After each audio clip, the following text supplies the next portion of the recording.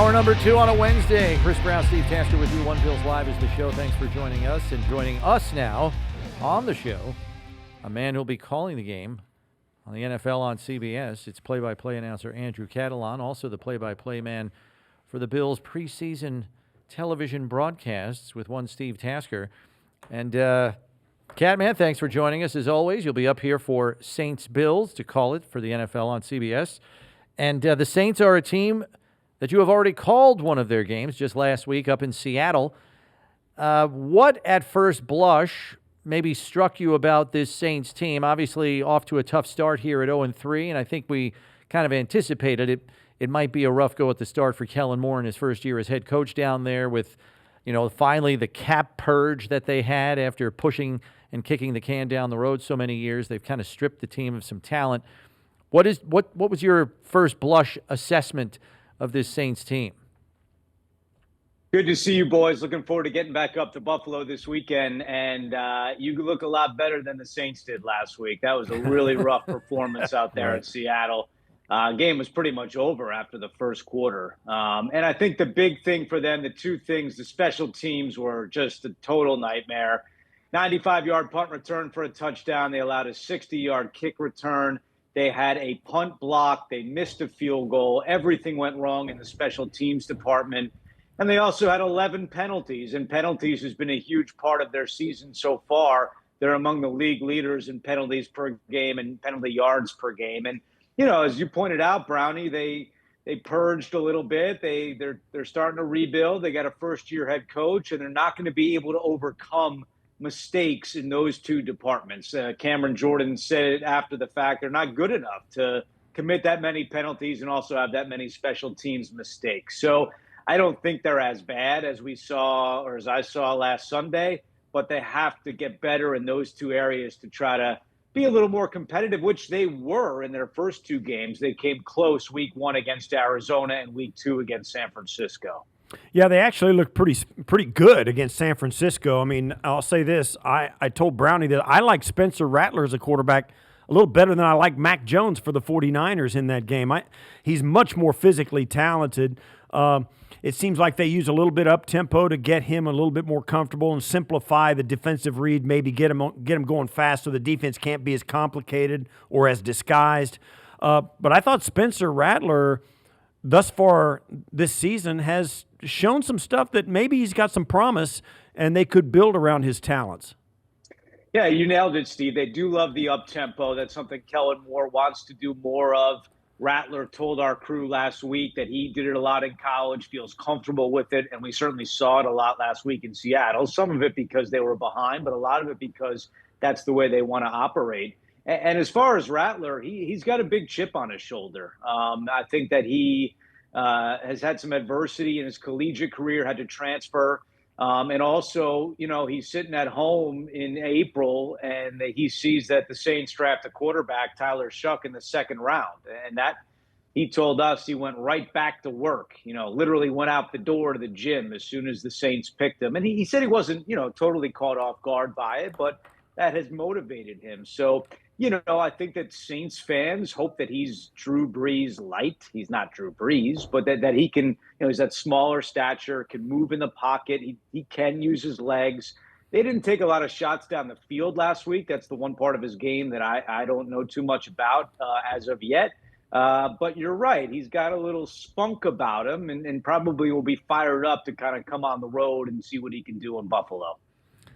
Flipping it over to their defense, Andrew, we're kind of told that this is a defensive unit that will take risks here and there from time to time, and maybe it's a byproduct of falling behind on the scoreboard last week. Maybe that's a one-game sample that might not be accurate on the whole, but I have to believe that if they don't know or aren't sure their offense can keep up with a high-octane offense like that of Buffalo, that they are going to be a little more high risk on defense, maybe try to force a turnover, something Buffalo hasn't done yet this season. What do you think of that? Maybe them being, willing to take more risks to try to, be competitive in a game that has a 16-point spread right now. Yeah, I think they have to, Chris. I mean, their pass rush was pretty much non-existent last week. And, It got off to a pretty good start. Carl Granderson had 3.5 sacks in the first 2 games, but they didn't have any sacks last week in Seattle. And the back end in their secondary, there's definitely some question marks. Isaac Yiadom has committed some penalties and has allowed some big plays. Kool-Aid McKinstry, who was a second-round pick, hasn't really flashed so far in his career. They lost Julian Blackman, who was their safety after week 1. He's out for the year, so now they start a rookie in Jonas Sanker. So they've got some questions in the back end. I mean, in the middle, they're solid. Demario Davis is still getting it done at the age of 36, which is incredible. Pete Werner had a really good game at linebacker last week. He led the team in tackles in Seattle. But they're going to need more out of that pass rush, and how they go about accomplishing that with Brandon Staley, the former Chargers head coach, who's now their defensive coordinator, is certainly a big piece of the puzzle here on Sunday for the Saints. What's the recipe for the Saints to beat a team like Buffalo? Well, Steve, I mean, we talked about they got to clean up the penalties and the special teams. They can't turn the ball over, and they did a pretty good job of that in their first 2 games. And they're going to have to hit some deep shots down the field. Chris Olave had 10 catches last week, but none of them went for 10 yards or longer. Juwan Johnson has proved to be a capable tight end, but he's also mixed in some drops. Brandon Cooks is a receiver they brought in this year, brought him back as he started his career there. He hasn't really done much so far. And I think the ultimate X factor is Alvin Kamara. He's still got it. He's 30 years old, but he can still play. He's had 1,000 yards from scrimmage every single year of his career. In fact, he's got the most rushing yards of any player in NFL history who has not rushed for 1,000 yards in a season. So I thought that was an interesting one. But he's a guy that's still dangerous, and they're going to have to use him, hope for some turnovers. And look, I guess if you want to try to take a positive from last week, it was super loud in Seattle, as it always is. They had a lot of penalties, false start penalties. Maybe that helps them a little bit because it'll be equally as loud as we know in Buffalo, and they've kind of already had a test run, so to speak, in terms of the silent count and how their communication they need to improve upon going into this week. But look, you mentioned the spread. You mentioned how it's looked so far. I mean, on paper, this is a tough one for New Orleans. You mentioned, the need for them to maybe take some more deep shots. And I was looking at, Rattler's numbers, and obviously he has a high completion percentage, but his yards per attempt is like 5.4. It's one of the lowest in the league. Do you see that more as a byproduct of Kellen Moore saying, we got to get the ball out of his hands quickly because our protection isn't consistent enough? Do you think there are other factors contributing to that, get it out of his hand quick, throw it short, and hope our playmakers can get yards after the catch?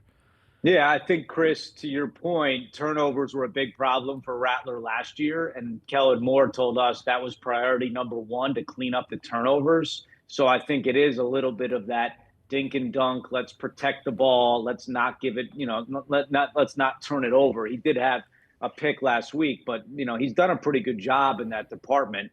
But you're right. He's not really stretching the field or really challenging the defense down the field. So I think it's more trying to protect the football, but at some point that's not going to work. And first-year head coach is interesting. I know Sean McDermott. It was in the Bills' notes this week. He's 21-7 against first-year head coaches. Kellen Moore is only 37 years old. We were talking to Demario Davis last week, and he told us that they were Senior Bowl teammates. I mean, they came out in the same year. Davis, who still plays, and Kellen Moore, who's now his head coach. So, look, there's some challenges there. The week 1, he took all 3 of his timeouts into the halftime locker room. Last week, he settled for a field goal when he was down 30, when he could have gone for it. I still think that he's figuring things out, and you have to give him a chance. He's only coached 3 games. But this is a team that is rebuilding and trying to, get the ship ready for the future. Yeah, let's talk about that for me. He seems to have a pretty solid staff of coaches around him. Brandon Staley is a really an accepted defensive coordinator. Kellen Moore himself has been a Super Bowl winning offensive coordinator. What does it look like, and what do they feel like they're doing right so far? Yeah, I think they have good leadership. Cameron Jordan is a tremendous leader. Demario Davis is a guy that certainly has been a rock down there in New Orleans. And I think that, this is a team that the first 2 weeks had a chance to win games. They play hard. Even last week, even though the score doesn't reflect it, forced a fumble in the fourth quarter. They kept they kept trying to go after it. They didn't just fold in the tent and get on the plane. So I think that the culture that he's trying to build is one that'll fight, that'll play hard. They're not going to lay down. They're not going to be intimidated. It's just a question of how much talent they have to see how many wins they get this year. I'm curious, Andrew, since you were here and observed the Bills in the preseason, you kind of probably developed some thoughts and inklings as to what this offense would look like once we got to the regular season. After 3 games, the Bills aren't just a really good running team. They're the best running team in football to the tune of 163 rushing yards a game. I think we all thought this was going to be a good running team. Did you think it would be a top-of-the-league rushing team? Yeah, no, I mean, Chris, when in preseason, we didn't really see much of James Cook, as you would expect. We didn't see Josh either, so it's not a surprise. But he's been running. I mean, I don't think I've seen him play this well. I mean, we know what he's capable of. We know he had a huge year last year and warranted the contract in the offseason over the summer. But he's just running at a different level right now to me. The line seems to be gelling really well. The continuity there we know about, as you guys know. I've found it interesting in watching the first 3 games after having been there in the preseason. The Elijah Moore, I think, has found a nice little role in this offense, and I love what they're doing with the 3 tight ends and Jackson Hawes. I mean, I think that's, you look at Alec Anderson. He's only played 7% of the snaps in the first 3 games compared to last year when he was a fixture out there as the extra offensive lineman. It's such a new dimension. We saw the touchdown last week against Miami. So I really think Joe Brady has done a very nice job putting this all together. And, you don't see all of it in the preseason for good reason, but you're starting to see it now. And, boys, have been impressive. It's always interesting for me to ask somebody like you who watches a ton of football, and you've seen this team in the preseason, of course, but you also saw them last year in their iteration. If you parachuted in from last year to this year, is there a significant difference to you in how this team seems to want to win games? I think the 3 tight end thing is interesting. I do. I think that is a difference, and I think a difference maker. I think Dalton Kincaid, and you heard Josh talk about it all summer about how he missed a couple of big plays to Kincaid last year. That's something he wanted to get right, to get on the right relationship with him. And I mean, they've obviously gotten off to a great start, but now you throw in the 3rd tight end. I just think that they could beat you in so many different ways. And I think when you're a defense, you have to prepare for so many different options with this offense. Is Josh going to run? Where's Cook going to be? Now we've got an extra tight end in. We can go with 4 wides if we want. I just think that when you're an opponent and you've got to spend all week trying to figure out what Brady and what Josh is going to do, it's going to drive you crazy. And I think that's a huge advantage they have this year. Andrew, thanks very much for the time as always. Safe travels up here, and we'll see you up here this weekend. Can't wait to see you guys. Thanks so much.